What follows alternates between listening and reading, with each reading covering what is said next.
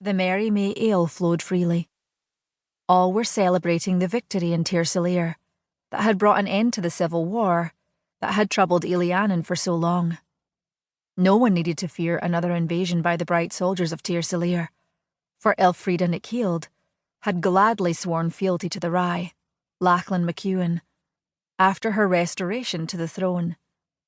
For the first time in hundreds of years, all the lands of Eileanan were united and at peace.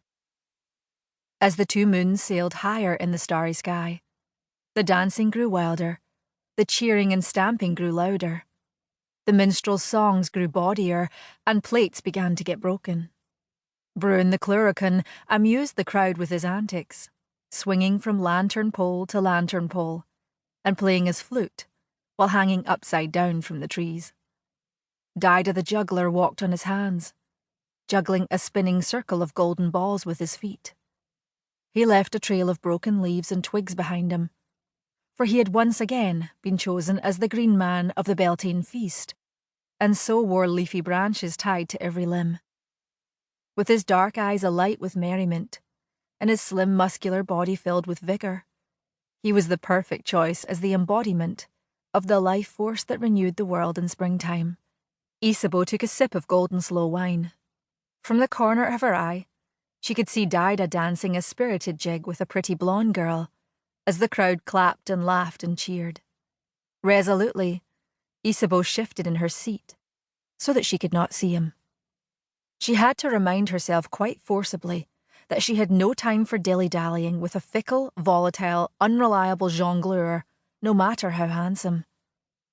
She looked down at her right hand, a gleaming jewel on every finger, then lifted her head proudly, raising the 3 fingers of her left hand to clasp the petrified owl talon that hung around her neck on a leather thong. The rings on Isabeau's right hand were not for mere adornment, unlike the jewels at the throats and wrists of the other women sitting at the high table. Like her tall staff crowned with a perfect white crystal, and her austere white robe, the rings showed Isabeau to be a powerful witch. Isabeau was one of the youngest witches in the history of the coven to have won all 5 of her elemental rings, yet she was hungry to go on and sit her sorceress test.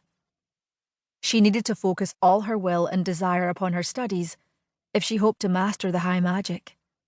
And no black-eyed jongleur with a wicked grin was going to distract her from achieving that goal.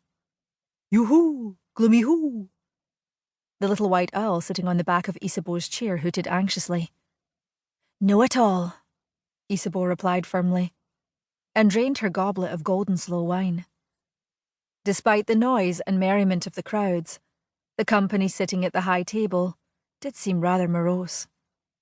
The Rye was slouching on one elbow, a goblet grasped in one hand, his chin resting in the other. His glossy black wings were sunk low, his topaz golden eyes heavy-lidded, his mouth set sullenly.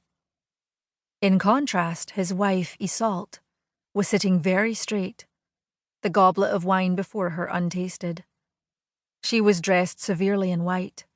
Her mass of red gold curls was pulled back from her brow and hidden within a white snood.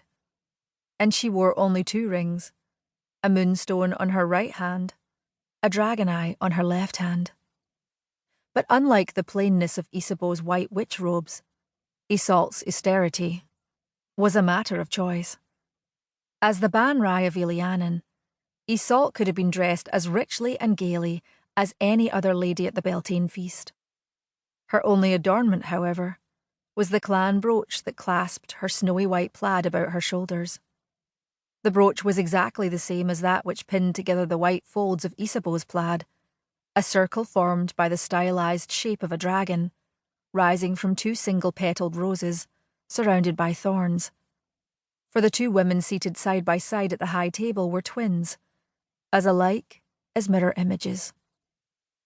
If it was not for Isabeau's scarred and maimed left hand, and the staff and witch rings that showed her status as a member of the coven, a stranger could well have had difficulty in telling them apart. The chill silence between the Rye and Ban Rye had affected the spirits of all the other lords and ladies at the royal table.